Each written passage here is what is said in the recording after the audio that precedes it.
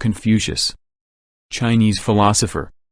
Pinyin romanized Confucius, China's most renowned teacher, philosopher, and political theorist, Confuzi or Kongzi, Wei Giles Kungfutsu or Kungtsu, original name Kongyu, literary name Zongnai, born 551, Fu, state of Lu, now in Shandong province, China. Died 479 BCE, Lu, whose ideas have profoundly influenced the civilizations of China and other East Asian nations.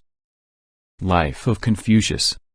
Near the close of a period in Chinese history known as the Spring and Autumn period, Confucius was born, 778–481 BCE.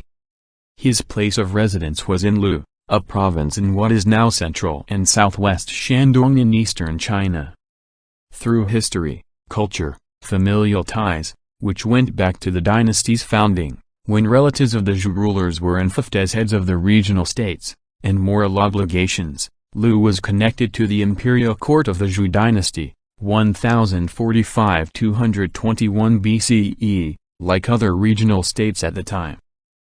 Some sources claim that the Kongs, an aristocratic family that produced a number of esteemed advisors for the Song monarchs, were Confucius' early forebears.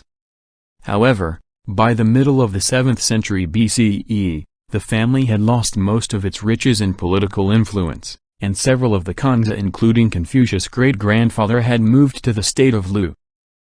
The Kongs of Lu were common gentlemen, without the inheritance privileges that their Song-era predecessors formerly possessed. Due to their education in the 6 arts of ritual, see teachings of Confucius below, music, archery, charioteering, riding, and arithmetic, the common gentlemen of the late Zhou dynasty could boast of their employability in the army or in any administrative position, but in the social hierarchy of the time they were only slightly higher than the common folk. Xu Yanghe, Confucius' father, had been a district steward and a fighter in Lu, but he was already an elderly man when Confucius was born. He had 9 daughters from a previous marriage and a son with club feet, so with Confucius he finally got a healthy heir. However, Xu Yang, Confucius' father, passed away not long after his birth, leaving his young widow to fend for herself. Confucius was open about his upbringing. He said that he had to become talented in many mundane things since, as a young man from poor and a lower position, he could not enter government work with the same ease as young men from important families. Anna Lex, Luniu, 9–6. His first job was with the Jisung clan, a hereditary family whose chief members had been chief advisors to the emperors of Lu for many years. After holding a number of low-level positions with the Jisung family, including keeping granaries and livestock and serving as a district officer in the family's feudal domain, he was appointed to more significant roles in the Lu administration, including Minister of Works and Minister of Crime. According to historical records, Confucius was a minister of crime who handled law and order issues with skill, but his diplomatic prowess stands out as being much greater. He always ensured that the ruler and his mission were well prepared for the unexpected and for circumstances that could put them in danger. He also knew how to provide them advice to help them successfully navigate a challenging discussion. But he only served in that position for a short while. His retirement was the outcome of a protracted conflict with the hereditary families, who had been attempting to usurp the legitimate rulers of Lu for many years. Confucius was prepared to use fair or unfair tactics to fight for the restoration of the rulership, since he viewed the family's behaviors to be transgressive and their ceremonial transgressions distasteful. A significant conflict occurred in 498 BCE. A strategy to lead the families towards self-destruction failed. Confucius was forced to quit his position and his house because the family had suspected him. Confucius traveled a great distance as a result of his self-exile, first to the state of Wei, which is just to the west of Lu, then south to the state of Song, and lastly to the states of Chen and Kai. The 14-year voyage was largely devoted to Confucius searching for kings who might be open to his influence and be led by his ideal of just governance. He kept looking despite the fact that his efforts were ultimately fruitless because he was desperate for someone to put me to use, Anna Lex, 17-5. How can I be like a bitter gourd that hangs from the end of a string and can't be eaten? He asked those who thought his objectives were questionable. Anna Lex, verse 17-7. Because Confucius was born when such ideals were attainable for men living in circumstances comparable to his, he was inspired to believe that he could make the world a better place. The Zhou dynasty was getting close to its 500th year at the middle of the 6th century BCE. The enfeoffment system that the dynasty founders had established as their political foundation was still in existence, but it was in danger of collapsing since the joints had started to wear out at the start of the spring and autumn period. The local leaders, who were descended from the Zhou king, should have been his staunchest allies, but instead, they chose to focus on their own goals. In the century before to Confucius's birth, 2 or 3 of them only carried out the king's instructions, yet while under their leadership the empire was able to maintain its unity and repel adversaries. But by the time of Confucius, these figures had vanished. The security of the empire or the notion of the greater good didn't interest any of the regional leaders. The majority of their time was spent in petty disputes for petty gains, and the remainder was spent being lazy. The aristocratic class members who had once supported their monarch in government may be said to have done the same. They were now in control, and some of them were so bold as to openly compete with their monarch for resources and women. However, their indifference and incompetence made it possible for the ordinary gentlemen of people like Confucius, who had formerly been in their employ, to intervene and assume control of the governmental administration. At this juncture, the common gentlemen were still unable to unseat the aristocracy as society's ruling class. However, they could have an impact on most political campaigns if they put in the necessary effort and were intelligent. However, the more discriminating ones had higher standards. They recognized an opportunity to question presumptions that had been used to legitimize the current social structure by introducing a few fresh concepts regarding worth, xian, and nobleness, sheng. They questioned whether a person's value should be determined by their aptitude and moral fiber, and whether men of noble status should lose their titles and privileges in the event of dishonesty and moral failure.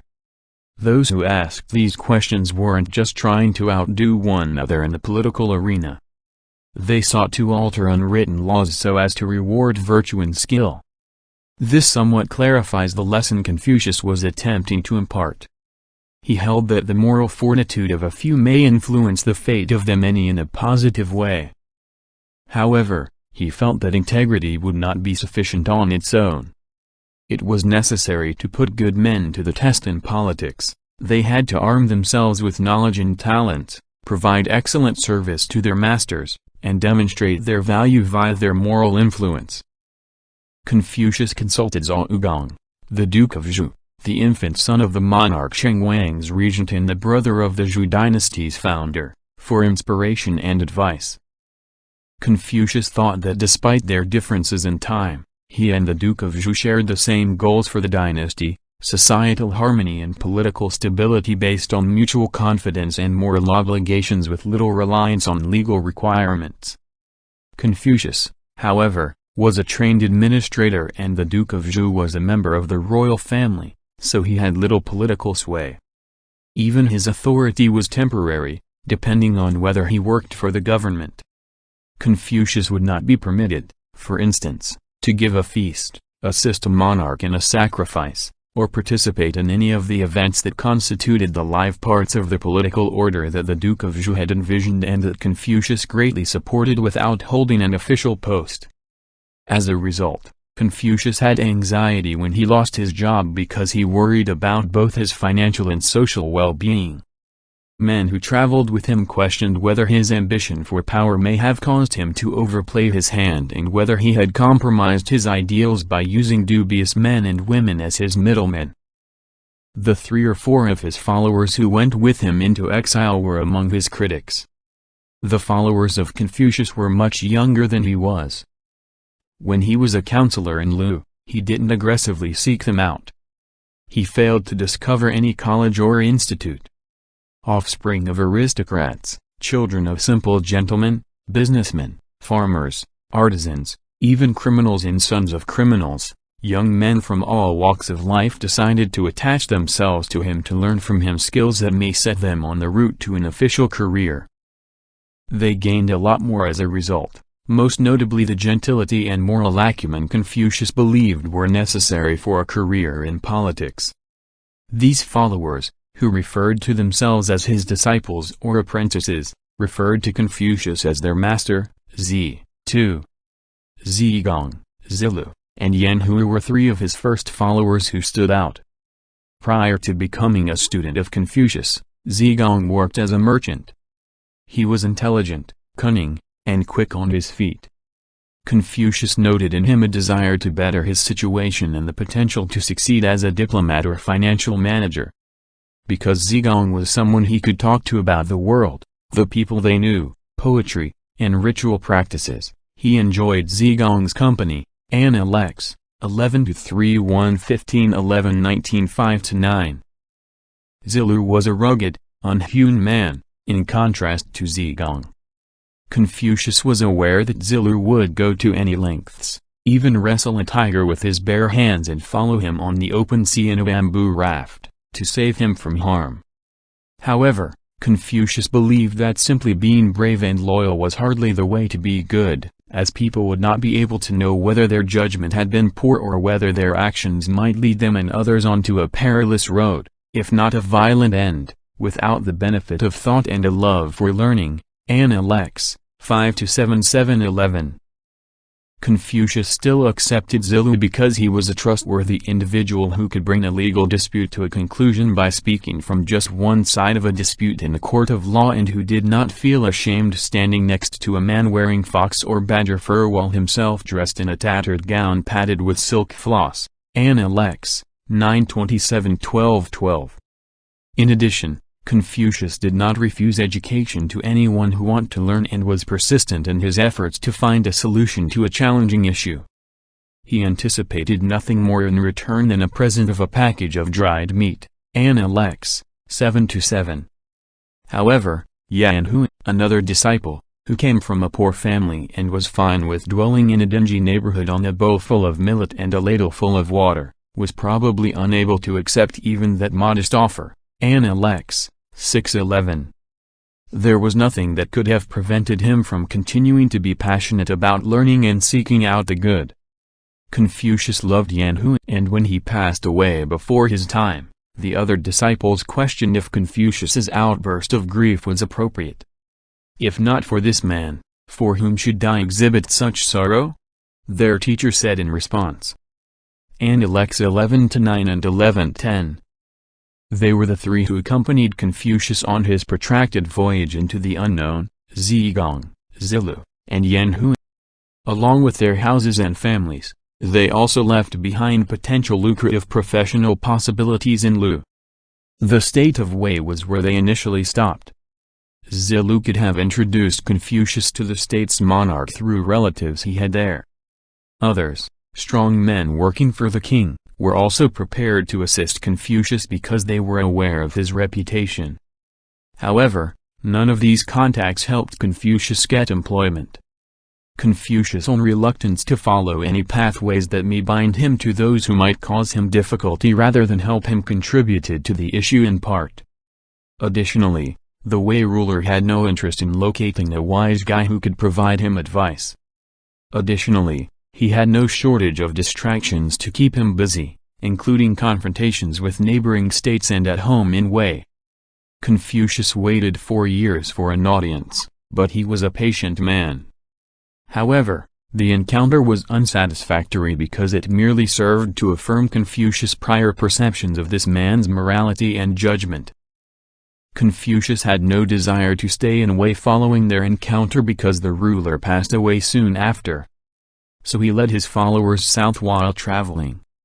His life was almost taken in two separate situations on the way to his next destination, the state of Chen. In one, Confucius was traveling through the state of Song when a military officer named Huan Tu attempted to ambush him. In another, he was in the town of Kuang when he was encircled by a mob, and it appeared for a moment that he might be slain. These occurrences weren't accidental, rather, Confucius' adversaries were behind them. What could he have done to cause such reactions, and who would have wanted him dead? Later historians conjectured about the origins and remedies to these crises. Some hypothesized that Huantu's actions could be attributed to the Kuang crowd mistaking Confucius for someone else, though they never came up with a satisfactory explanation. In any case, the Analects, the most trustworthy source on Confucius's life, only includes the quotes that Confucius made when he thought his death might be near. "Heaven has granted me this virtue and strength." He heard of Huantu's intention to ambush him, and he said, "What can Huantu do to me?" Analects, 723. His declaration during Kuang's siege exuded an even stronger assurance that heaven would support him. He claimed that now that the Zhou dynasty's founder was deceased, his cultural artifacts are invested in me. Heaven will also take care of the cultural successors of the Zhou because it has not destroyed this culture and does not plan to do so. Confucius exclaimed, "What can the Kuang people do to me?" As a result. See Analects 9-5. Confucius continued his journey to Chen, where he spent 3 uneventful years, inspired by his goal. He eventually traveled west toward the state of Chu after a big war between Chen and a neighboring state, unaware that another form of trial awaited him. This time, the supplies ran out, and his supporters grew so feeble that none could rise to their feet. Analects 15-2. The limited description in this document led authors in later eras to make assumptions about how Confucius would have acted in this circumstance. Was he composed or agitated?